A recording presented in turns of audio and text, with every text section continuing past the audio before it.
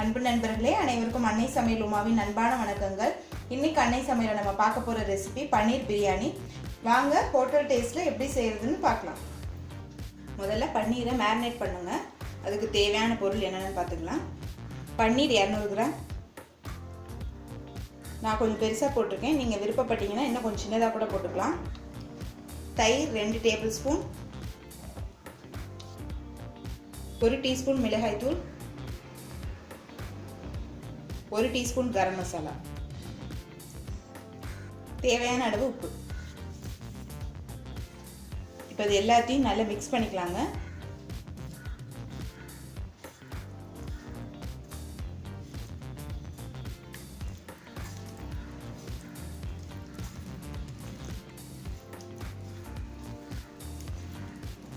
இப்போ நல்லா மிக்ஸ் பண்ணியாச்சுங்க.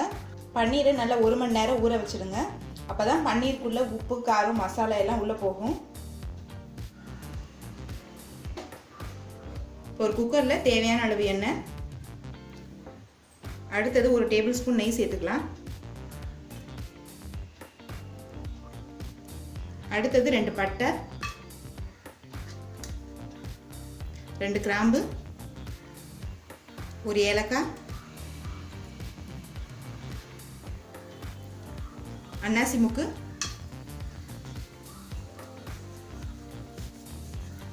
ஒரு பிரியாணி இலை, 1 டேபிள் ஸ்பூன் இஞ்சி பூண்டு விழுது,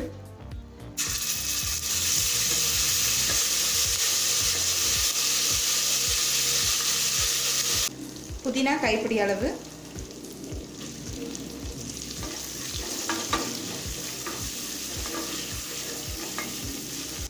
இப்போ அடுத்து 2 வெங்காயம் சேர்த்துக்கலாம்.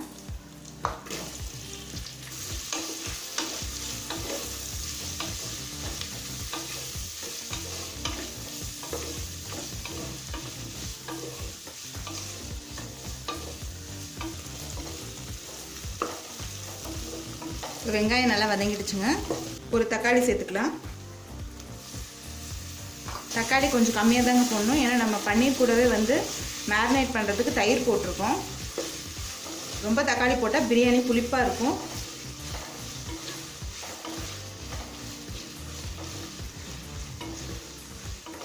தேவையான அளவு உப்பு.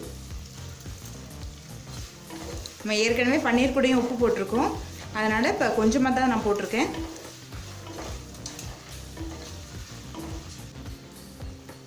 அடுத்தது 2 டீஸ்பூன் மிளகாய் தூள் சேர்த்துக்கலாம். 2 டீஸ்பூன் தனியாத்தூள் நல்லா சேர்த்து வதக்கிக்கலாம்.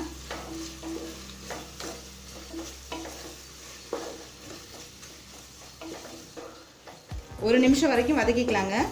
இப்போ 1 நிமிஷம் வரைக்கும் மிளகாத்தூள் வாசனை போக நல்லா வதக்கியாச்சுங்க. பச்சை பட்டாணி 1/2 கப் சேர்த்துக்கலாம். உங்களுக்கு விருப்பமான காய்கறி கூட இதில் சேர்த்துக்கலாங்க.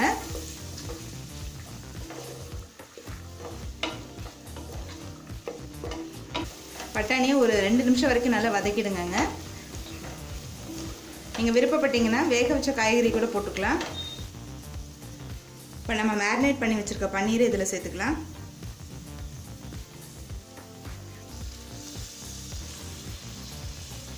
பன்னீர் உடையாத மாதிரி மெதுவாக கலருங்க. 2 கப் தண்ணி சேர்த்துக்கலாங்க. நான் 1 கப் அரிசி எடுத்திருக்கேன், அதனால் 2 கப் தண்ணி சேர்க்குறேன். இப்போ அடுத்தது அரிசியை சேர்த்துக்கலாங்க. பாசுமதி அரிசியை நல்லா 20 நிமிஷம் ஊற வச்சு சேர்த்துக்கோங்க.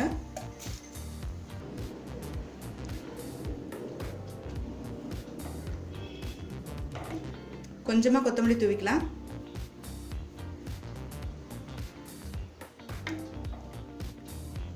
இப்போ இதை மூடி போட்டு குக்கர்லேருந்து 2 விசில் வந்தோடனே இறக்கி வச்சிடலாங்க. இப்போ குக்கர்லேருந்து 2 விசில் வந்துருச்சுங்க. பன்னீர் பிரியாணி எப்படி வந்திருக்கு பார்க்கலாம்.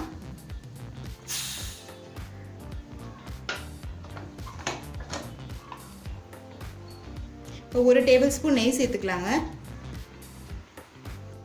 கொஞ்சம் கொத்தமல்லி,